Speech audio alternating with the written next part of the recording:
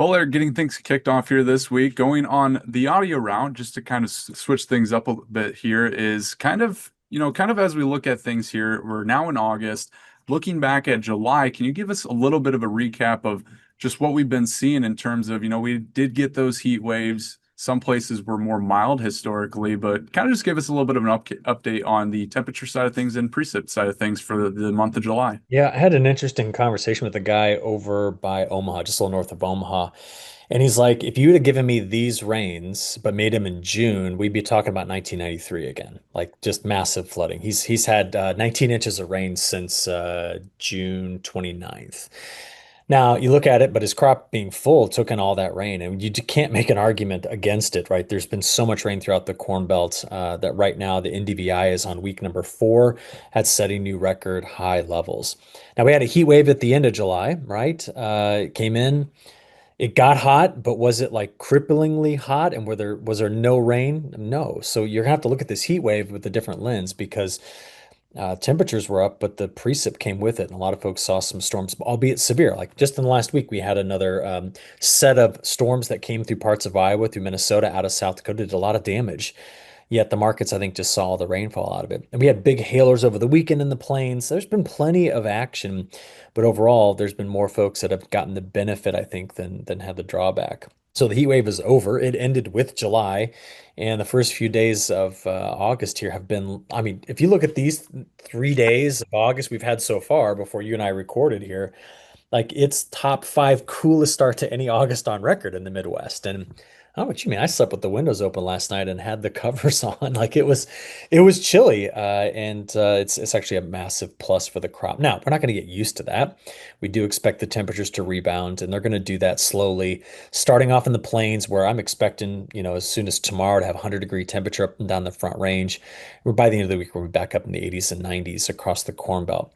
But it's still going to storm. Like we've got chances early this week west, and then later this week coming through the Western Corn Belt, through parts of Iowa, Minnesota, Wisconsin, even Illinois, some chances for more rainfall. Although you could make an argument that area doesn't need the rainfall. We're fine on soil moisture. We're fine on some recent precip.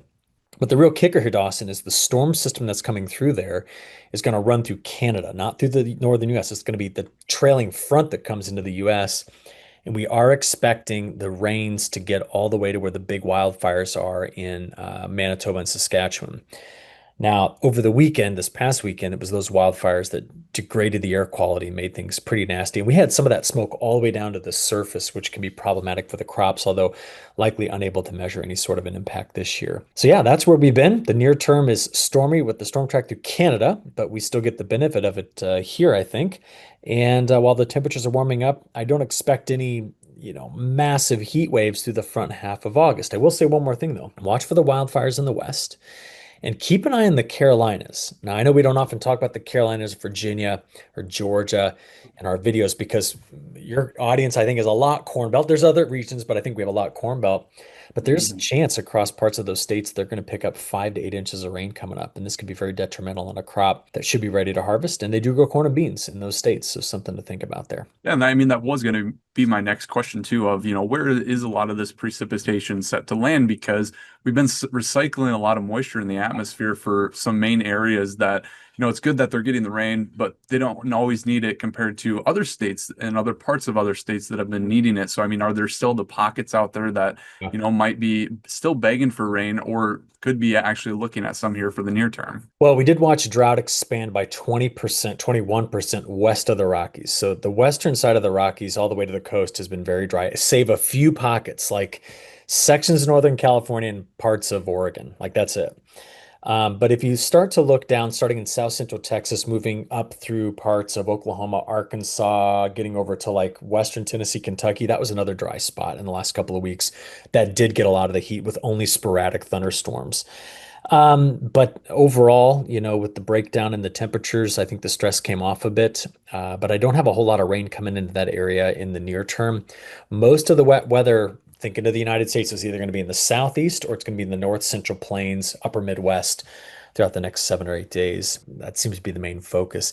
Now, we finally got some stuff going on in the tropics. The tropical land had been so boring and slow to get going from a meteorological perspective. Many that live down there don't want it, so I understand that. But nothing going on in the Gulf, but there is a couple of areas of interest. We named Dexter over the weekend. It's going out to open ocean, not a concern. There's another system coming off of the coast of Africa, but that's going to be something we'll talk about next week if it's coming through. None of these are set to impact the US as of what we know today here on Monday. All right, so then focusing on, I was about to say long range, but a lot of times when we're dealing with long range, we're dealing with, these summer months and we're in summer. So I guess let's go extended forecast of the month of August when we're Yeah. trying to finish out grain fill, looking at that soybean crop, getting a lot of that development here going. Kind of what are your expectations for August in terms of are we going to continue to recycle a lot of this moisture or could we see a little bit of a back off for a lot of these storm systems? I'm going to say this, if we don't get through the if we get through the next 10 days and we continue to recycle rainfall, in other words, we're outperforming the model expectations, then I'm going to have to go with persistence for the rest of August. You look at any weather forecast model right now, they lose it. They lose all signal beyond week or beyond, excuse me, beyond day 10. It's a mess. Even the AI system hasn't latched onto anything that makes any sort of sense. What are all of the, like the GFS Extended or the European Weeklies doing? Well, they're trying to just paint the midsection of the country dry. And we're sitting here going, okay, you paint it dry, but yet we keep dropping storms through that. So why is why was it so dry in the models? Why has it been so bad all summer long at predicting it? So I'm going to tell you something. I would go with persistence until there is overwhelming evidence to overturn that, and I don't have that for you today. Later we get into the season, it seems like a resurgence in La Nina may be a bigger part of the narrative. There are some models that are a bit more aggressive on it, and if we do bring in La Nina-like conditions in fall, that tends to be a drier central U.S. over to the Corn Belt, wetter northwest, wetter northeast. When you get into winter, though, man, it's the northwestern United States and the Ohio basin, Mississippi basin that tend to just get hit with systems. And so if you just said, hey, if there's a La Nina, what should I expect? That would be part of it. I think the only other part of the narrative there is what if that La Nina comes through? What might it do to South America? So I was thinking about the Brazilian monsoon, which could come on early and be strong. If that happens, that could either lead to very aggressive planting, or if it's too strong, it could lead to too much rain to get going early. That's actually happened in the past. We have to watch out for that, but that's pretty rare. So we need to be paying attention to what Brazil is going to end up doing with this, or if Argentina is going to go drier. That's a typical La Nina-like thing for their spring. I will say this, I did look at the NDVI data for the safrinha crop as they're getting through all the harvest now. It's not just the new highest, like it's the new highest by a lot. And so that crop is as big as advertised. And what's crazy is Iowa right now, your home state, is also having its highest NDVI I've ever seen. So there we go. That is not the way this particular summer was forecast and told by all of us in winter, but now we know. So then kind of, I mean, you brought up Brazil and I mean, for those that have been listening on a regular basis, they probably noticed that, we haven't even been talking about South America for the past month or so, just because, there hasn't been much change there in terms of what producers really need to be watching out for what we might expect with those crops. But can you kind of give us a little bit of a, preluding timeline of when we might be bringing that up again, kind of when it matters? You mentioned the monsoon that would be picking up this fall. Kind of give us a little bit of a timeline there. What you want to pay attention to is how much of the crop do they have planted by Halloween, okay?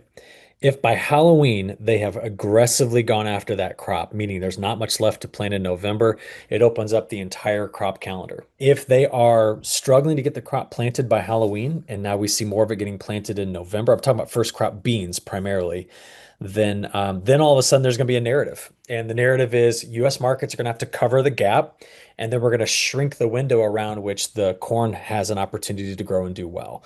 So I'm just going to tell you, watch through Halloween. That's the ticket. All right. So then just kind of thinking about, next week, it really sounds like we're going to be looking at a lot of the same conditions here that we're talking about this week. So, I mean, is there much that could deviate from that, or is just going to kind of be status quo as we have been and just see a lot of this persistence then? I would even say this, Dawson. I don't think it matters. What I mean by that is in the Corn Belt specifically, we have bought so much time with the amount of water we've had and the fact that the heat backed off, right? I mean, it was there. Yes, it was hot overnight in the Eastern Corn Belt, and we're hearing more pollination issues, but It is unfortunate to say that even though those issues were created in the East, the West is likely making up for it, right? And the West and the Central Corn Belt.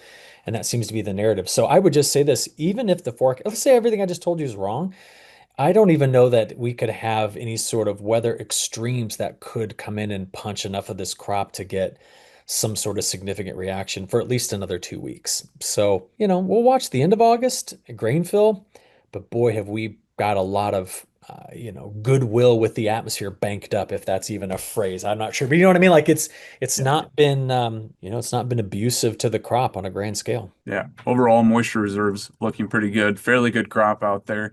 Going to be continue watching that here moving forward. And as we enter those, of course, grain filling stages and harvest season is right around the corner. So we'll be watching out for that as well. But for this week, always appreciate your insights, Eric, and have a good rest of your week. Yeah, thanks. Past performance is not indicative of future results. Futures trading involves substantial risk and is not suitable for all investors.